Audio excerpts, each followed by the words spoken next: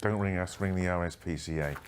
Let's talk about the weather now. Ruth certainly kept us on. I promised you one day of spring sunshine, Yeah. and that was Saturday, and I did say make the most of it, and then Sunday it was just all washout. Back to normal, really, wasn't it? Yeah, I'm sure you'll have noticed. It was thoroughly vile over the Sunday, not for the whole weekend. In fact, we notched up, well, a 79 miles an hour, that's if I can say it, at Capel Keurig. That's the leaderboard and just about pips Scotland. Not only was it very, very windy, we also had, as I'm sure you will have noticed, an awful lot of wet weather as well. In fact, many parts of Wales had almost a month's worth of rain falling in just one day. So Nant Risfa near Mountain Ash, 104 millimetres of rain within 24 hours. 106 millimetres of rain is the average, and then Tinawine came in at 89.2. That's near the Ogmore Valley. So you can see, I think it was the valleys in South Wales that were really worst hit, and we had an amber warning with very good reason. Now then, as far as this week is concerned, it's actually not a bad weather story to tell. So if you are making plans, of course, it's half-term week for many.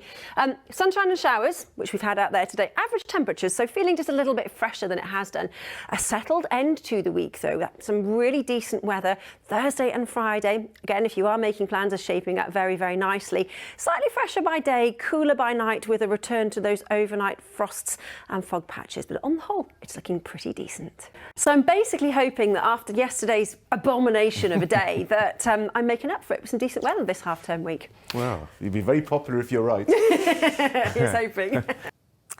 It's mixed out there at the moment. We've got a few sharp showers rattling across central and northern parts. They will ease as we head into the overnight stretch, maybe just a few showers tucking in behind. But generally by the early hours of Tuesday morning, it should be a dry story. We'll see varying amounts of cloud, nothing too troublesome. Temperatures around coastal areas holding at around 5 or 6, possibly a little bit fresher further inland. I think for the most part, though, we should escape a frost tonight, but maybe the possibility in more sheltered rural spots. But it does mean it's going to be a really rather lovely start to tomorrow morning. Bright from the word go, some decent spells of sunshine. We'll see varying amounts of cloud just pushing in during the course of the morning. And I think over the hills and mountains, it could well be thick enough for a spotted patchy rain and drizzle. So it's going to be hit and miss. If you cater for a few showers, you won't go far wrong. But there'll also be, as you can see, lots of dry and bright weather too. Now, temperatures perhaps a degree or two down on the values we've had today. So maybe just feeling a little bit fresher. Highs of around 9 or 10 in Celsius. We're edging back really towards average temperatures, so cooler than it has been. And it will certainly be cool through Tuesday night and then into Wednesday. The middle of the week is going to be unsettled, so there will be showers. We'll see a band of rain just working its way across, but clearing through quite quickly.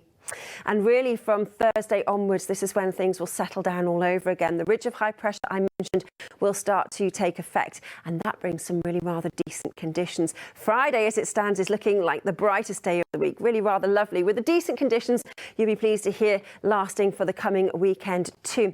But temperatures feeling a little bit fresher and starting to drop away overnight as well.